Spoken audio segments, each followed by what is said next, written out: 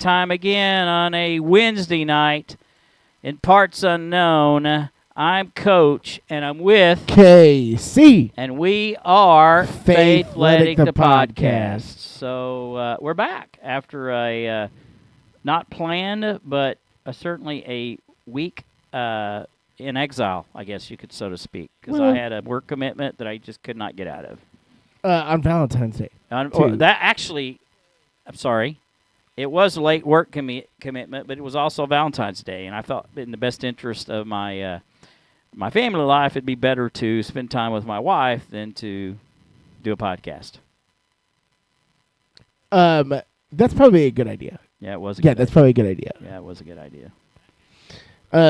Both of our wives, actually. Yeah, so they were probably appreciative. Yes. I know mine was. Yeah, mine was too. So, but yeah, we are back. As you can see, wearing the new Super Bowl champions hat. Are you? Oh yeah, it came in the mail this week. I bought it fast. Immediately after. Yeah, we'll get a kind of tip your hat there and show. Yeah, there you go. There you go, right there. Oh, there champions, it is. Super Bowl champions. That? How about that? It looks pretty close to the same as last year that I wore all the time, so it's not surprising, But this is the new one. Got the shirt and the hat, of course. So, but yeah, we are Super Bowl champions for the third time in 5 years. Third time in 5 years, and fourth time ever. So yeah, we are. You only went away from the Cowboys. Officially, we are officially in the upper echelon of teams historically. I think once you get to 4, there's not a lot of teams that have 4. Well, there's only 4. Yeah. That have Steelers, there's Cowboys, 6 that have Niners. more than 4 or more. Yeah. There's, what are they? Cowboys, Niners, Steelers, Packers, Patriots, Chiefs. Yeah. I think that's it. That's it. 6 with 4 or more. Which is awesome. Company. Yeah, that's elite. That is for sure elite company. And congratulations, man. I'm happy for you. Yeah, it was pretty awesome, especially this year where it felt like you kind of counted out for Yeah, I think, and a lot of people did, but it also felt like, I don't know, in the playoffs, it sure felt like my Chiefs were the Chiefs again. I think that's really better where it counted for sure. So. They definitely look better in the playoffs. Yes. But I thought they did well. Now, honest engine here. During the game, what was your comfort level? Knowing that I had Patrick Mahomes on my side pretty much the whole time, and knowing that the defense was as good as it has been all season. And knowing that, again, Patrick Mahomes is better than Brock Purdy. When it came down to it, I felt like pretty confident throughout, but still nervous. Although Brock Purdy didn't play a horrible game. He didn't. No, he played. Yeah. He played pretty good. Yeah. But I knew Spags was going to give him trouble, which he did. I mean, their third quarter was terrible. Yeah. So I will say the only time I was like, this thing is really not going our way, was after the interception by Patrick in the third quarter early on. Yeah. And I started to doubt just a little bit, but I was like, nah, they're not doing much on offense either. Mm-hmm. But yeah, going down 10-0, I was like, well, it wouldn't be the first time. It's not the first time, but I was like, this could either go one of two ways, or it feels like, okay, we can come back again. We'll chip away. We'll do our thing like we have done in the past. When they got when they got that second field goal, I was pretty confident that we were going to win. But yeah, I was nervous throughout. I was basically the second and third quarter. I was pacing pretty much, and then I think I was so nervous like in the fourth quarter, in overtime, that I think I was paralyzed in my seat for a little bit, but I didn't have much as invested as you did, but I never felt like Kansas City was in danger of losing the game. Really. I didn't really think so either with knowing who we had. Yeah. Like how about that bonehead move on the overtime to kick the ball? That was crazy. And what? I didn't know you could do that. That's the thing is like afterwards, and so it's funny because all that came out like the next day, and or after. And even Jessica was like, you said this immediately after the coin toss. I'm like, I knew the rules. Yeah. I knew the rules. And partly because, like, we changed the rules. Yeah. The Chiefs changed it after the Buffalo game. Yeah. Like, so I knew that was happening. I just kind of laughed it off. And it's just ironic a little bit that, you know, like, I don't know. They've been practicing and knowing the rules since week 1. Since preseason, they told them playoff rules. And then they practiced in-game scenarios in the playoffs throughout. If they went to overtime, talked about the fact that we were going to kick the ball off if we got the. Why wouldn't you? It doesn't make sense to me why they did that. Like, you get the benefit of knowing. Did they not tell him when they went out there? Well, of course they didn't because they didn't know the rules. But I would have said, hey, we want to kick. We don't. If we win the toss, we want to kick. Yeah. So obviously he wasn't told. No, and you could see. And if he was told, he was told wrong. And on the mic'd up stuff, he told him that we want to kick. Their logic was they wanted the ball third, was because in that instance, if you the Niners wanted the ball third, because if they both score touchdowns or trade off field goals, it then becomes sudden death. Right. So after that, but you kicked the field goal in overtime, and you gave the ball to Patrick Mahomes in the playoffs, which is about as silly as you can do. You know what? It's so funny. I was like, because I think, I think we can probably talk about this because to me, he's cemented himself in an upper echelon. But I think even I looked at last year's Super Bowl of like, this man won the Super Bowl on one ankle. I went back and watched that game. Like, that game is crazy that he was doing what he did on one ankle. Okay. And so it felt to me, I'm like, yeah, he's superhuman if he starts using his legs, which he did in the fourth quarter in overtime and totally deserved the MVP by the end of the game for sure. Mm-hmm. So it just cemented to me his greatness already 6 years into his career, which is, you can't deny. If you look at the stats, he has had the best 6-year start to a quarterback in NFL history. Like, there's nobody better than him. I don't disagree with you. Yeah, it shut up a lot of the doubters, I think, because there was a lot. People wanted to count us out all year because they're just not looking the same as they were. Well, another thing, too, Kyle, you got to give people credit, is it's so hard to repeat. Yeah. So hard. I understand that. And I don't care who you are. I mean, Tom Brady couldn't repeat. I mean, he did once. Well, he did once, or twice maybe. But the thing is, it's so cotton-picking hard. Yeah. No matter how good you are. Yeah. There's always, something in the playoffs, a bad call, somebody gets hurt. I mean, the odds of you doing it again are very low, very slim. And I would say same thing with repeating. I mean, I'd be shocked if they come and win it a third year. Yeah, shocked. Yeah, and that's why right now they're not the odds-on favorite to win. Well, that's the only reason why, though. Like, because they're number 2. They're second best. Well, yeah, probably you're right. I'd agree with that. The Niners are the favorites. The favorites, and the Chiefs are second right now. And I understand that line of thinking, but I can also see like the Mamba mentality that Patrick Mahomes does have. Like, I'm not gonna rule it out either, a three-peat, but I'm not either. I'm not. Yeah. I'm just saying the likelihood of him doing it again.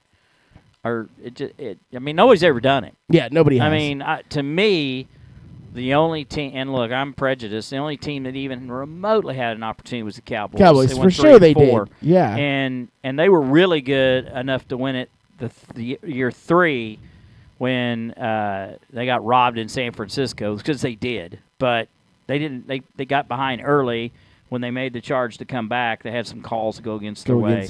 But they were a better team that year. They were the best team. And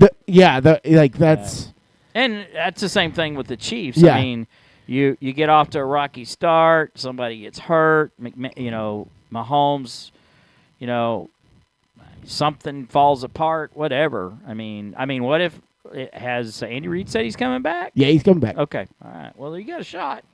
Yeah, I definitely understand what you're saying though. Like there's no doubt about that. It's going to be hard. I don't, and it was hard this year. Like this was one of the, like I would say during the regular season, it was the most frustrating regular season that they've had, and you could tell from just how week to week they were getting frustrated on the sidelines all the time, and you could see their competitiveness showing, and but to their credit, I because I listen to the Travis Kelce podcast every week, because obviously, but like, every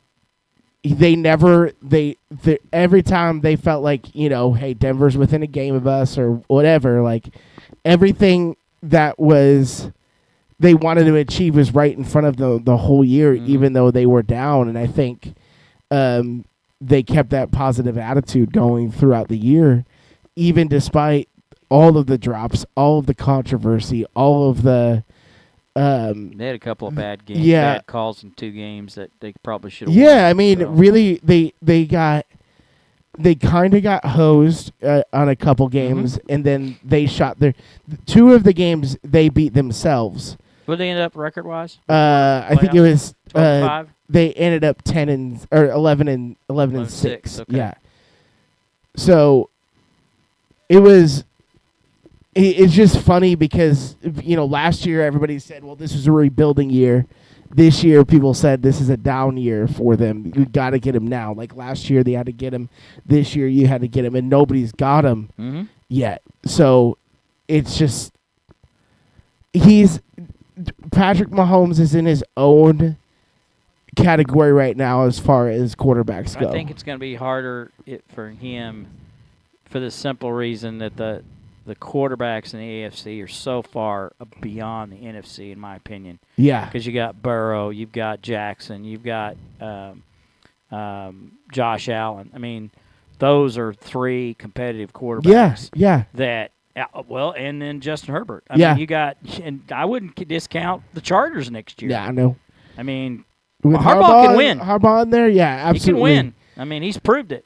Yeah. And he can win in the NFL. He can win in college. So I wouldn't. And it might take him a year or 2 to get rolling, but and Herbert's young enough to where, Yeah, I mean, did he fire Kellen Moore yet down at San Diego or I don't know, in L.A., whatever it is? Yeah, now? I don't know if they did yet, but they need to.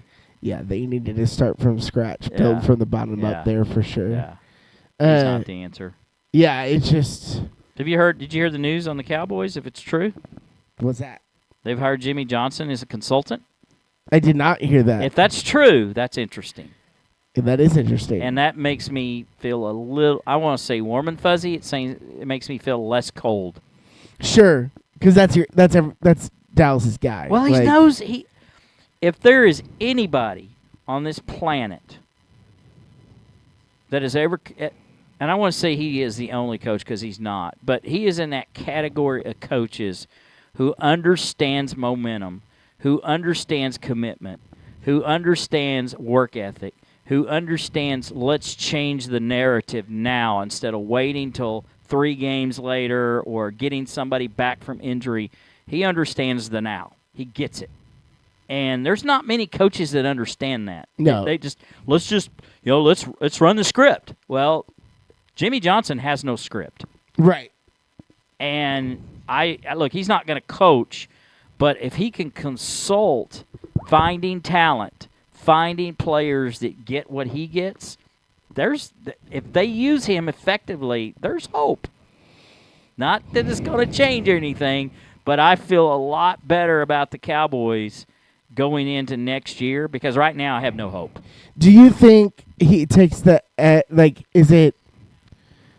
does he help take the edge that Jerry Jones brings off just a little bit? Because he seems prickly and all that. Like, it seems like those two are 2 different personalities. Well, they are.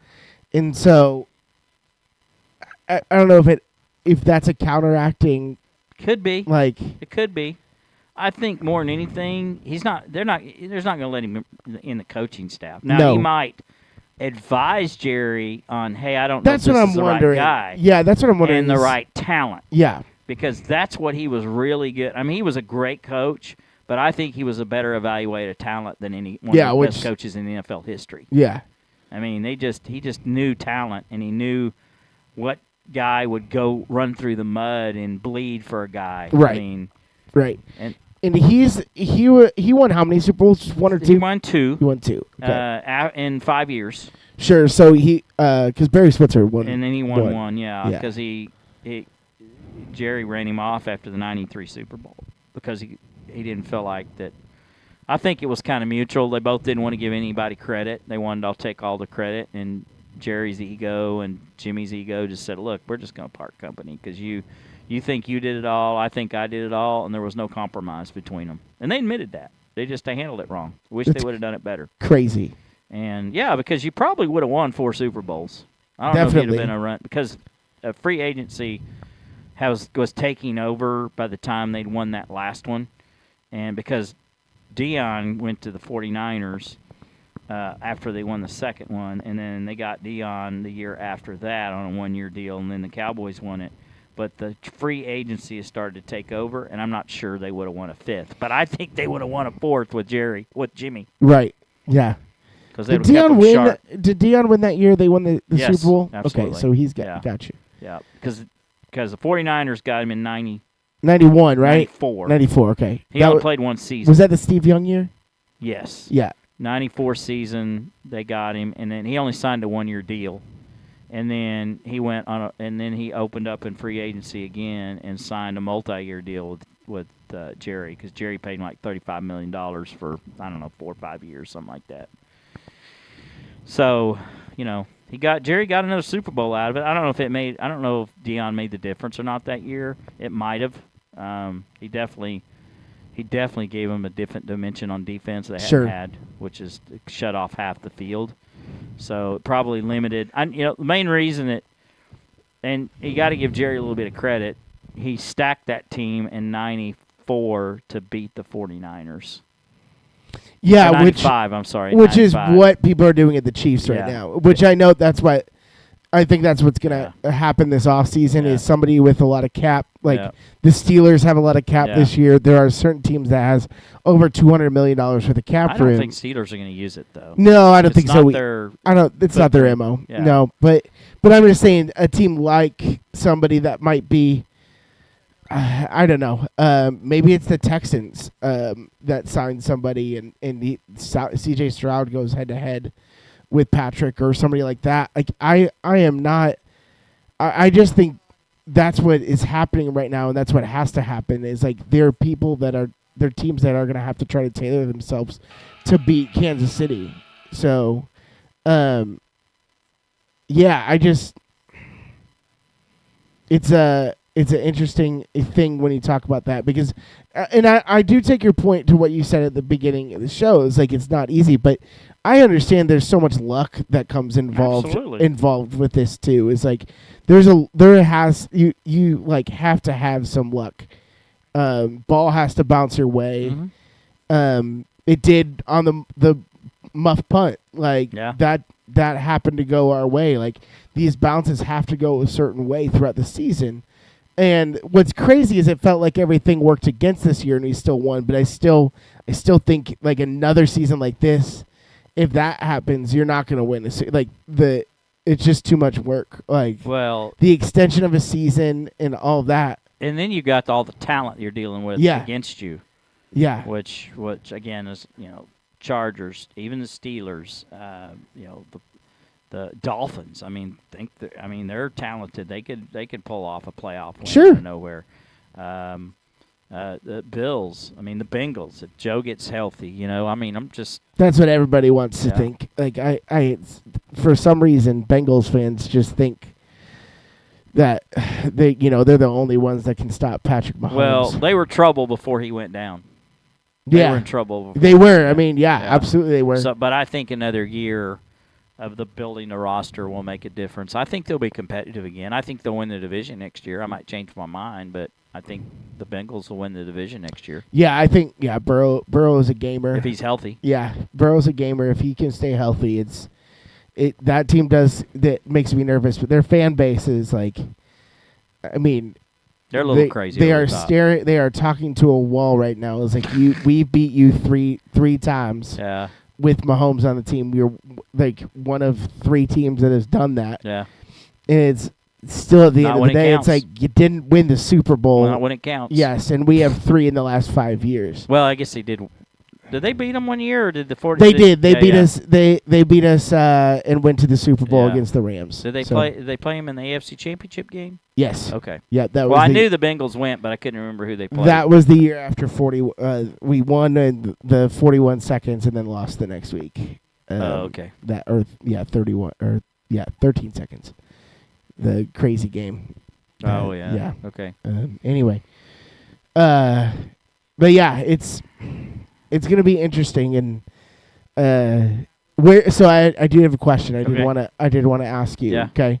So now that Patrick has won his 3rd Super Bowl, where do you rank him?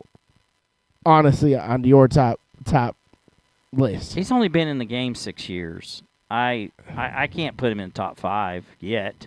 I mean, at the end of the day, maybe, but I think a lot of it has to do with longevity. Not that you got to win every year, but I mean, think about people that are in that top 10 category. How many years do they play? Yeah, I understand that. Yeah, I get that. And I'd put probably Marino in there, and he didn't win any. So I don't know if I'd put him above. I don't think I would put Marino above Patrick, but he's in the top 10 right now. But it's barely, just because he's only been in the league 6 years. Sure. I mean, he has won more than Staubach. Staubach only won 2. Yeah.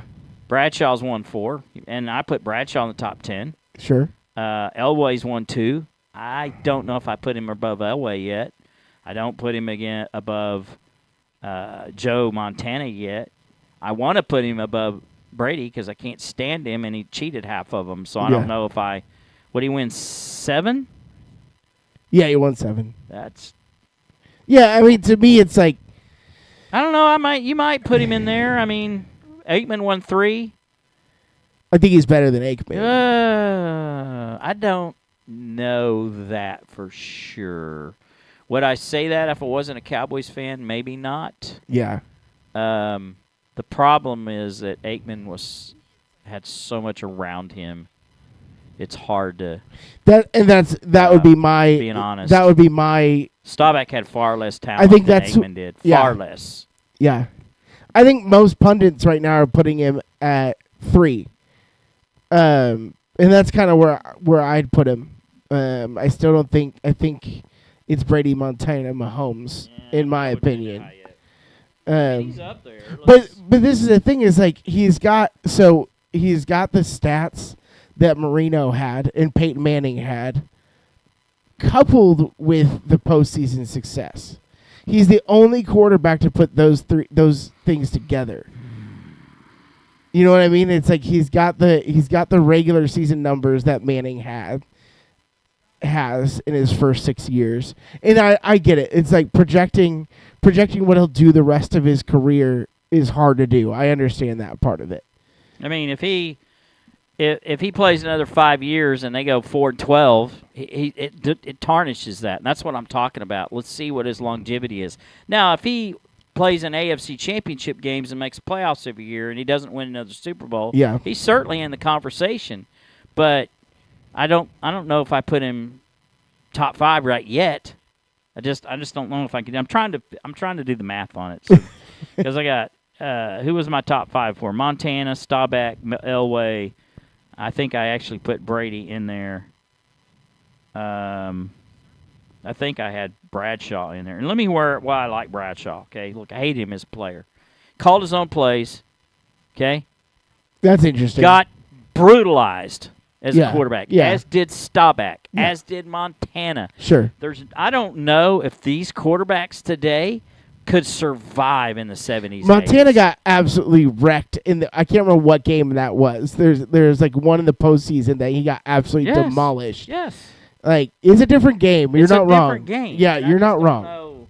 I could tell you that Staubach would have played 20 years if he not got hit. If they got as much as he did here. Yes, because he got brutalized. Yeah. I mean, people took headshots at him all the time. Yeah, sure. So, and so did Bradshaw got brutalized. Yeah. And I will put it this way. I'd probably give him 6 or 7 right now. And we can revisit this again in the offseason about our top 10 quarterbacks of all time. I might rethink that. He certainly deserves conversation in the top 5. Yeah, because, I mean, how many, when you look at accolades, the 2 MVPs and the 2 regular season MVPs, 3 Super Bowl MVPs, 3 Super Bowl MVPs. Not because I think that's a sham, What? personally. The MVP for the season. I'm not saying sure. he didn't deserve it's them. a team award. It's whoever the media's on. It's like it's. Sure. I mean, I don't disagree with you. Yeah, I mean, Favre won every year because everybody loved him. The media loved him. He got voted because they loved him, and I don't buy. Great regular season quarterback, but couldn't do anything in the postseason. Yeah, at who? Favre. Well, he won a Super Bowl. He won more than Marino did. Yeah. I mean, so I don't know. Same thing with Aaron Rodgers. I mean, how many did he won? Like 12, and he won 1 Super Bowl. He's won like 4 Super Bowls, or 4 MVPs, I think. He's not won. He's won 1 Super Bowl. Yeah, I'm saying he's won 1 Super Bowl, but 4 MVPs. That's too many. Yeah. And maybe some of them have been deserved. I don't like the process. It's like there are players that were probably better, like a defensive player, hardly ever gets considered for that award. Yeah, to me, Christian McCaffrey. A wide receiver never gets received. Christian McCaffrey was the MVP of the regular season to me. That's how I look at I mean, he was ridiculous. Seasons. And the year that the first year that Ezekiel Elliott was in the league was the best player in the league. Sure, yeah. And he won Rookie of the Year, but he should have been MVP. The fact that it's gone to like only quarterbacks doesn't make sense to me. Like Calvin Johnson could have you could it's argue like the Heisman him. Trophy. It's a sham. Yeah, it's a sham. Yeah, it's not as much of a sham as the Heisman. Yeah, it's not as much, but it. And look, I'm not saying the guy that wins it doesn't deserve it. I'm telling you, there have been many years when it was awarded because of who they were, and they were the hot commodity. Yeah, but back to my point though, it's like he's one of 3 players in the history of the game that has 3 Super Bowl MVPs. It's Tom Brady, Joe Montana, and him. It's yeah. And I did this for the sake of debate. I think it's just interesting to talk about, and I do value your perspective on it, of course. Like, and I know I'm a homer, like I know that for sure. But like, I have heard a lot of people talking about it, and they do he's in about everybody's top 5. Like he's close. Yeah, but I never thought we'd have that Peyton Manning type guy on the Kansas City Chiefs. Oh, Peyton Manning was in that list, I think. Too. Yeah, and he's above. He won 2. Yeah, and right now, with 2 different teams, which nobody's ever done that. Brady. Well, yeah, no one's ever won a Super Bowl with 2 different as a quarterback. Brady did. Oh, you're right. Yeah, with Tampa. But he was the second one to do. Yeah. Okay, you're right. Yep. Warner was in 2, but he only won 1. Yeah. There hasn't been a lot of people that have won with 2 different teams. I don't think there is. That's interesting. There's never been a coach that's quarterback done it. Anyway. Quarterback. There's been players like Charles Haley did it with the 49ers. Don't think a coach has ever done it either, huh? No one's ever won it. Holmgren was in. It was in 2. He was with the Seattle and Green Packers, Bay. Yeah. Carroll didn't play for. He coached for the Jets before he went to Southern Cal. He got run out of town. Eagles, I thought. No, he was with the Jets. Yeah. Dick Vermeil. I was thinking Dick Vermeil. Yeah, no, Vermeil went to. No, he did go to 2, but he didn't win 2. He went to the Eagles in 80. Yes. And then he won it with the Vince Rams. Papale year. No, he would already retired by the time they went. Oh, okay. Okay. Or he got cut or whatever. Just invincible. 77 seasons, 78, 79. He only played like 3 seasons. I want to say 76, 77, and 78. He played only 3 years. I just wanted to bring up Invincible. Vince Papale. It's funny. There have been 2 underdog stories, true ones. That's been Vic Vermeil was the coach. One with Vince Papale. Yeah, and Kurt Warner. Kurt Warner. Yep. Yep. He wasn't at Notre Dame with Rudy, was he? Not that I know of. Rudy. Maybe we need to revisit our best sports movies. Oh, I think that would that'd be a good episode. We've done it before, but I think it's always fun to revisit. Those are all favorite sports movies. Maybe we do best sports characters from movies. Like, well, that's not even close. It's Rocky. You think Rocky? Number one. I mean, that's pretty good. And it's a pretty fictional. solid number one. Fictional, but do you do fictional or you do real life? Real life movie. Fictional, like okay. People. Well, then Rudy doesn't count then. Oh yeah, I'm just saying. Yeah, I guess you're right. So best characters from the movie itself. So regardless if it of is, fiction or yeah, real. Okay. Because I'd go. I mean, Ricky Vaughn is one of my favorites from Major League for sure. Like, Ricky I Vaughn. love Ricky Vaughn. Wild Thing. Yeah, those are good. My heart sing. Huh. But we'll have to do that this summer. We are almost into the no man's land. We're getting there. A little bit. We're creeping. I will tell you, this week, so the end of our basketball season came. Okay. Which our girls finished. They finished first in the consolation bracket for our 8th grade girls, which is really cool. Okay. Like, yes, it's consolation bracket. Yeah. And then our 7th grade girls won 3rd place overall. So super. Yeah, it was a really good season for us. Must have been decent coaching, huh? Yeah. Not mine, but somebody else's. Yeah. I'm just the assistant. I like to keep book, and my job is to keep the vibes positive on the bench. And you don't get to call any plays? That girl looks. You know what? I did call my first game. Our coach got sick.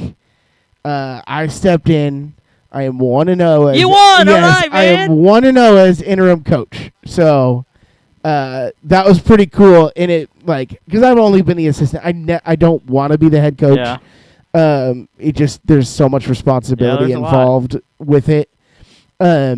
And so I was nervous all day going into it. I bet you were. I know. So nervous. I bet you were. I mean, I was looking at because I did call plays. I got to do all that. I'm like, they're playing that defense. I need to run this offense.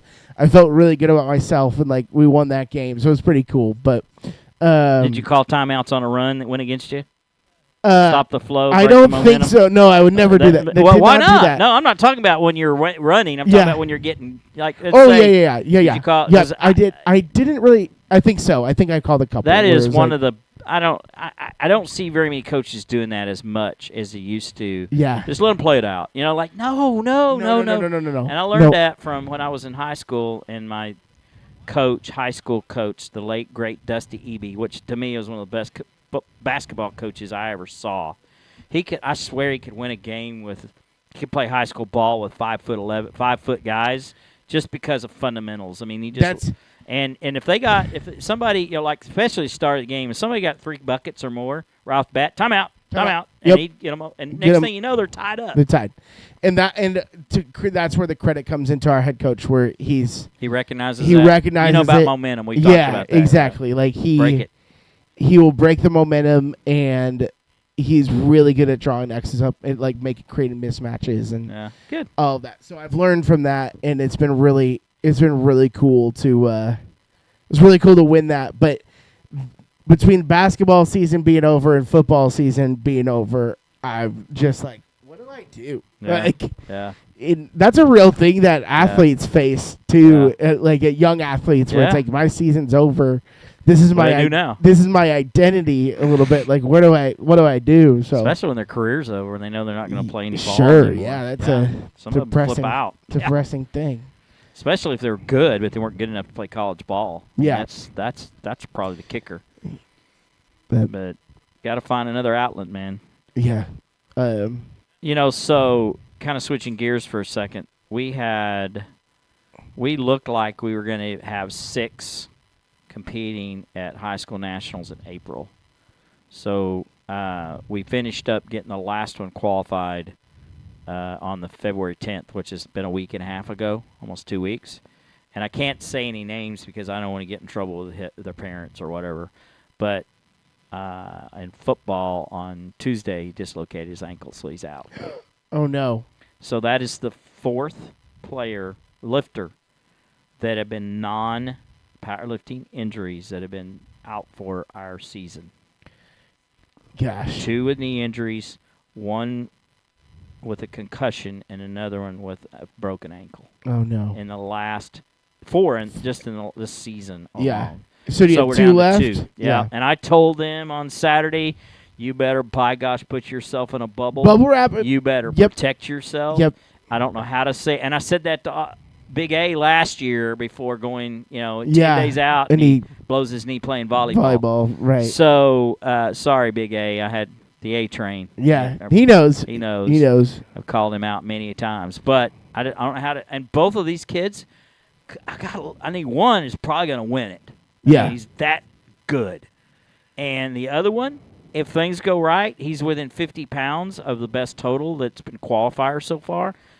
He could win it. 50 pounds is just getting lifts and missing lifts. Sure, That's all right. that is. Yeah. Somebody misses one, you get one. You can make up 20 on bench or squat and deadlift, and you make up 10 on the bench, and you're winning the dang thing. And he's got the big deadlift, which puts him as dangerous as anybody in the meet, because the big deadlift guys always. So that's coming up next month, right? Or is it April? It's April the 3rd is when they compete. And where's it at this year? Baton Rouge. Baton Rouge. So you've been Baton Rouge. Aspen. Gonna do a little Cajun. Yeah, Garth. That's one of my Call Baton Rouge, one of my favorite country songs of all time. Yeah. Yep. So you went to Myrtle Beach, Chicago, and now we're crossing the map. Yep. The map here, the coast. Still going east, but kind of east and north. Yeah, a little less of a trip for you. Hopefully, if we get everybody back and healthy, and these 2 young kids that I have coming up get to the point where they can get qualified, we'll have a full team next year to go into nationals. That would be so cool. It's been rumored it's in Dallas, which is perfect. Hey, can drive. Put a van in, go get a van and go down. Don't cost us so much money to get there. And we're driving. Everybody's driving to Baton Rouge. We're not flying it. So okay. I could, and we could. How long a drive is that? 9 hours, 10 hours, something like that. Yeah. From parts unknown here. I mean, that's an easy drive for me. So. Oh yeah, that's not bad. That's not bad at all. And we're going to take our mascot here. He's going to go with us. Yep, because it's a pet-friendly hotel. Let's go. And she's all excited. She doesn't even know it yet. She's going to get to go with us. She loves trips. Because we left her here last 2 times. So this one's a pet-friendly hotel, so she'll get the experience. But so that's really cool. That's pretty cool. Have 2, but. It would be awesome next year to have the whole team, for sure. One milestone, we haven't talked about this, that we accomplished on February 10th is, as we've been competing in the United States of America powerlifting. It's called USAPL, or USA Powerlifting. So to compete as a team with them, you have to register. All your members, all your lifters have to be members. You have to pay a registration fee. It's pretty, there's criteria you have to meet. Sure, right. And we have competed, all our kids have competed throughout the last 3 years now, I guess, but never as a full team. It's the first time we put a full team together. So the state championship, we won the state title. So is that 3 years in a row now? Well, it's a different organization. Different org. Okay, gotcha. But yes, we've claimed a state title 3 years in a row in 2 different organizations. Hey, you're like the Chiefs now. But yeah, maybe we three-peated, baby. Let's go. Plus 2 if national you can titles. do it, I can do it. 2 back-to-back national championships. If you can change. Yeah. Anyway. You all can change.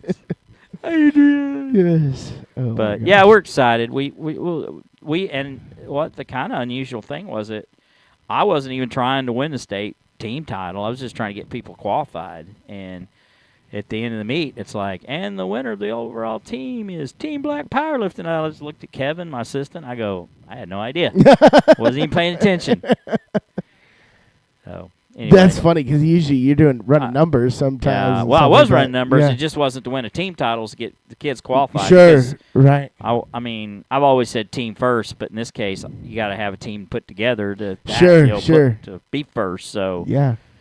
Anyway, big accomplishment for us. I'd show you the trophy, but it was like a really nice acrylic, really heavy acrylic plaque. Oh, rad. It was cool. nice. I took it to the gym, and it's there. But it was really nice. So cool. Dumb question Yeah. here. If a team, like can your team win nationals? No. No. Not Okay. without. Okay. Well, gotcha. it could, but not with 2 lifters. Okay. Next year is what I'm Yeah, saying. if we have a full team, you can have 9 lifters on the team. And then we have a shot at it. But I don't look. I'm not trying to be negative, but there are some high schools. This is what they do. Sure. Right. They right. put people and they put multiple teams together. That'd be a David versus They have like A, B, C teams, and they're serious. That's a David versus Goliath situation. It very much is. Yeah. If we had 5 lifters that win a national title in that group, there's a shot. But I only probably have 2, maybe 3 that have a shot, a legitimate shot next year. Because the one that just got hurt probably wouldn't win it this year, but after a year of training him, I bet you he's top 3. And the more you have in the top 3, the better off you are because they get the abundance of the points. But we'll see. Listen, if it would be quite an accomplishment. That'd It's be like awesome. because like in college they have. I may have told you this. They have most of the NAIA schools are varsity sports, so these guys take it really serious. Yeah, sure. OU, OSU are club sports, but they can still compete because they're registered teams. As long as you're registered with a college, officially recognized as a club sport, you can take a team in there. Oh, okay. But like Midland University in Nebraska, they're like the Alabama of powerlifting. Yes, They've I won know. like 11 titles in the last. Yeah, they're 15 years. NAIA, right? Yes, they Yeah, are. they're serious. They're like all their sports are pretty. And then the A-Train was offered as big a scholarship as they offer. They offer like 75%. Yeah. Which still means he's going to have to pay like $40,000. Sure. So it didn't make sense. But since he was an All-American last year, he got offered a full ride to Midland, or as full a ride as they offer. Sure. The only state school that I know of that is a varsity sport is East Central. East Central, gotcha. And actually, I take that back. They are not yet. They are not recognized as a varsity sport. They're recognized as a club sport. So we don't have anybody in Oklahoma that's recognized. They're working on it, and they'll probably get there. Then they're in D2. So, there's not as much Title IX money to support it as a varsity sport. Right, that makes sense. Because that makes sense. That's what. But Syracuse, Temple, Florida. I can't remember all the schools, but there's a lot of schools that have a club. They're everywhere. It's like hockey. Yeah, very much so. Yep. Because hockey is not every school has a. Mm-hmm. Like University of Illinois does not have an NCAA but they have a club team. But they have a club team. And can they compete? Yeah. Like against all the other clubs. Yeah, I think so. But they can't compete against it's like Michigan. NCAA. I'm not sure. That's a good question. Yeah. Yeah. I was actually just thinking about David Goliath versus Goliath stories when you said that. Like my high school hockey team. I wasn't on the team, but one of my best friends was. They won the state tournament with 13 guys on the team, which is a really short bench. Yeah, sounds like it. In hockey, because you're running 5 guys at a time. You usually have 4 different lines, and so they were running with 13 guys. And hockey's huge in Chicago, and there's Big Bad New Trier. A lot of great hockey players that have come out of that. And my senior year, they won the state title. Cool. Which is one of my favorite, David Goliath stories, because it really was. I was looking at their like Hickory. Yeah, it really was. It was like looking at when they lined up for the national anthem. It was like they have 100 players on their team. We have 13. That is crazy. Hickory had 6. Yeah. Basket's still 10 feet tall here, boys. Yeah, that's just like the basket in our gym. Yep. Mm-hmm. I love that. Which I've been to Hinkle Fieldhouse actually. I did that last year to the 4 kids I took to Myrtle Beach. They had the platform set up, and I took the rack out, and I showed them the bench, and I showed them the platform, and I go, hey guys, guess what? This is just like our platform back at their gym. And they just all look at me, who's ours? Yes. Yeah.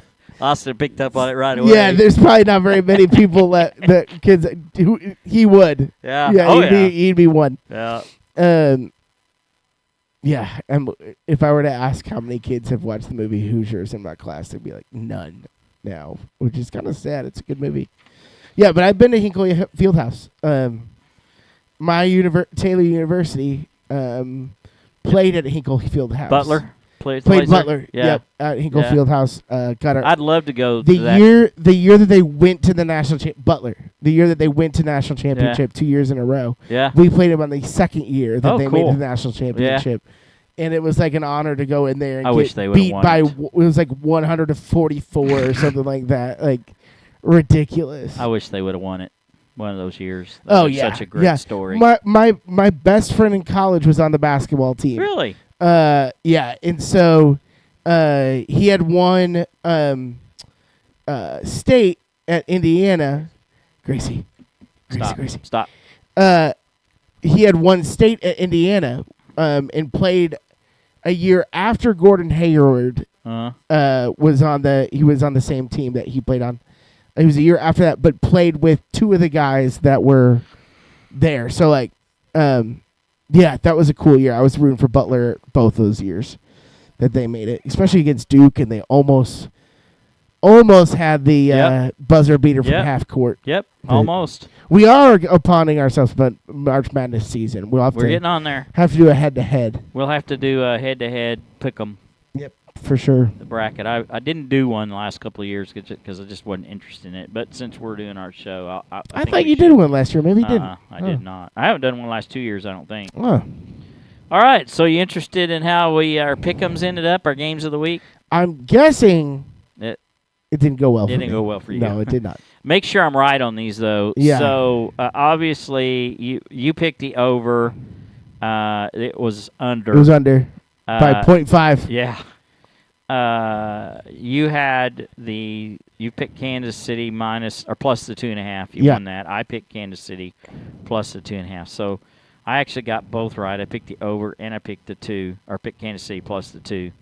National Anthem, I had over a minute 90. I actually stopwatched it, and it was like a minute 38 or something like that. Yeah, you had the over, I had the under. So after those two picks, I was 2-1. You were 1. You were 2-1. So we were tied there. Then's where it's got ugly for you. Coin toss was heads, correct? Yes, it was. Yep. I picked tails. And you picked tails. I picked heads. I lost twice. You lost. Yeah, you did. The first play of the game was what? I had run. It was a run. Yep. We both had pass. We both missed that one. Yep. First score in the first 7 minutes. You had yes. I had no. There was none. Correct? Correct. Okay, Correct. so you missed that one. First team to score. We both had Kansas City. We both missed that one. Jersey on the number of the first score, which was that for field goal or was that for a touchdown? Touchdown. Okay, so I had odd. You had even.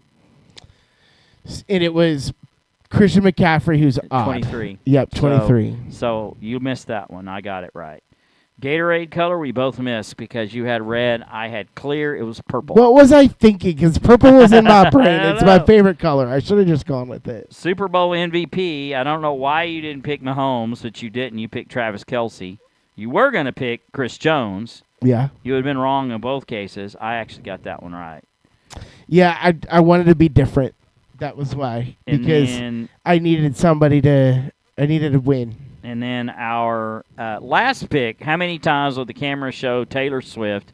We had an over-under of 5.5. Which was the Vegas odds. It was a guess on mine, but that was the Vegas odds. You were wrong. It was like 7 or 8. Yeah. At least. Yeah. I stopped counting after 7. Oh, yeah, it was way over. Yeah. It was way, way over. So at the end of the day, you were 2-8. Oh, my gosh. And I was 6-4. All right. So congratulations to Coach. The overall finals of the games of the week is you were 125-85. I was 132-78. Good. Congratulations to you. I think I've had the crown. That's the first time I've won it. I think I've had the crown the past 3 years.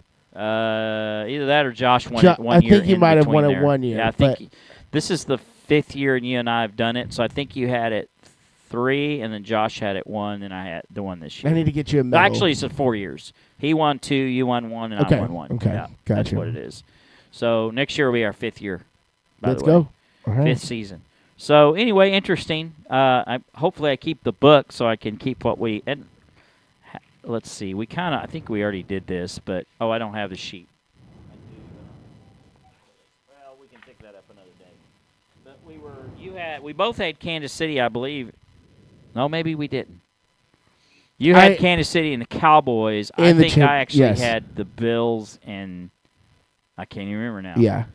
I think you had the no, I can't remember. I didn't have the Chiefs. No, I was Niners. Maybe. Yeah. Niners and so we both had one team each in there. That's right. I did have the Niners. The Niners and Bills. Bills. I think I had the Bills winning it. Yeah. Something like that. So anyway, it was fun.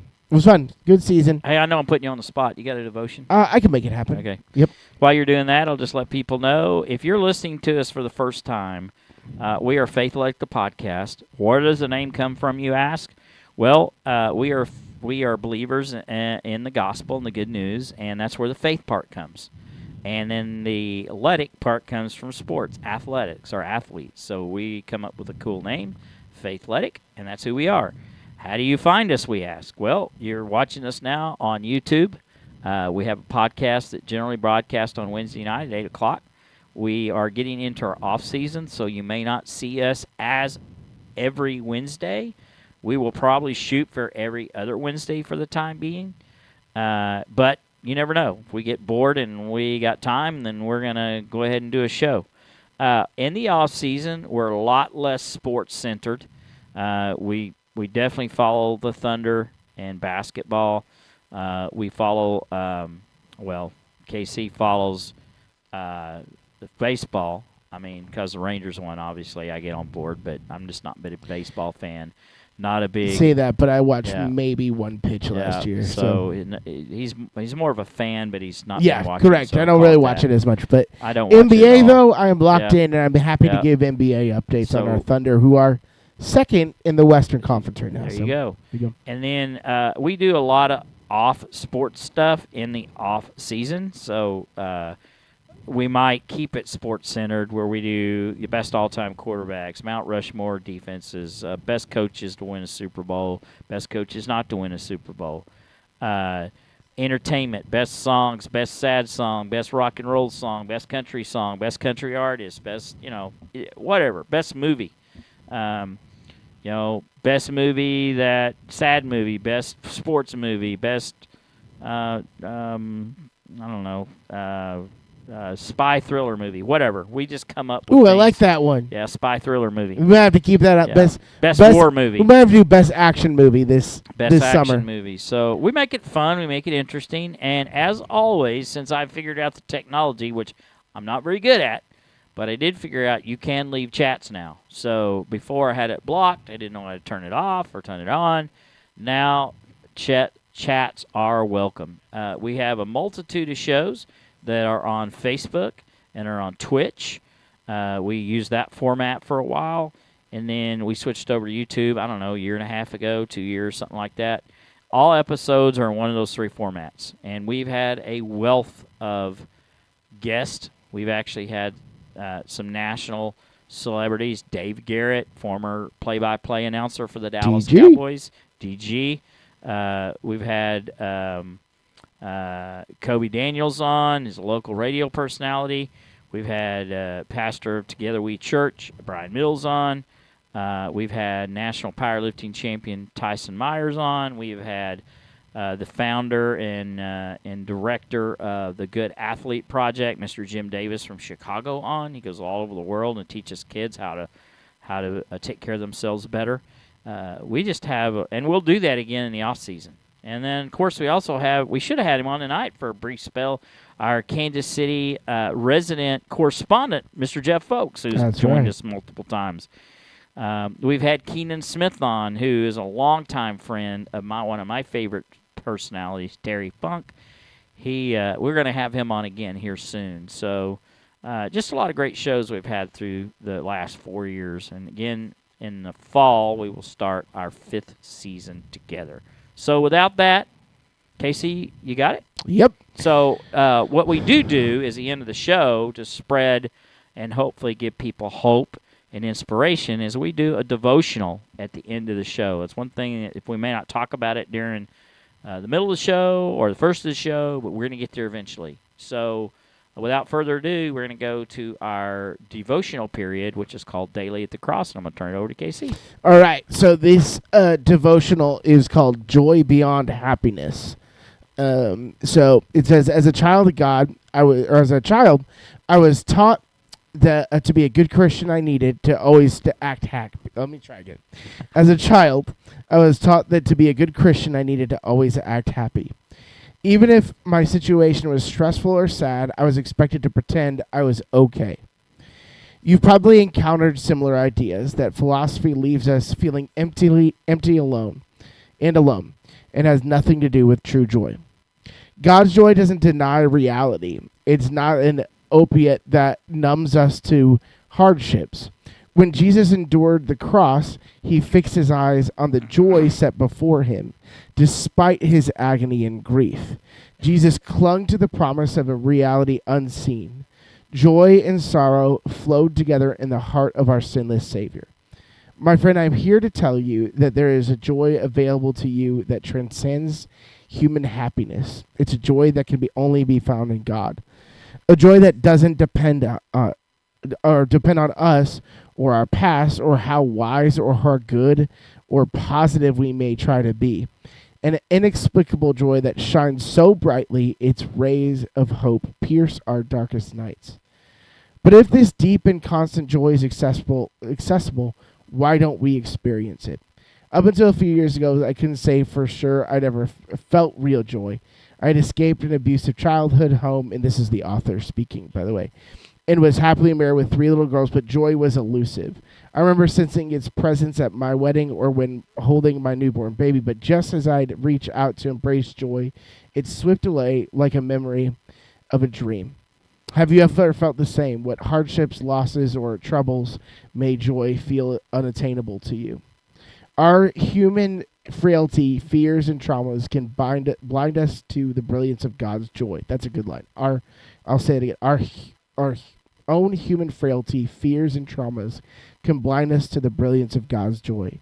False teachers in the church, worldly philosophies, and shallow spiritual platitudes stifle, cheapen, and distract us from the joy set before us, the joy Jesus defiantly anticipated even from the cross. Joy isn't something we can muster up. It's not a job we can accomplish or a chore we can check off the to-do list. God isn't a celestial snack machine who dispenses spiritual treats in exchange for the right amount of change. The Bible never says life works that way. And as we're going to find out, that is very good news. So that comes from Isaiah 58:11, which says, the Lord will guide you always. He will satisfy your needs in sun-scorched land and will strengthen your frame. You will be like a well-watered garden, like a spring whose waters never fail. So obviously we'll have to bring back the second part of that for when I do it. So that is good. Keeping the joy through the what life tries to knock you down a little bit is not always easy, but definitely, no, it's not easy. Unless you got it. Have you arrived? No, I don't know. No, probably not. Nobody has.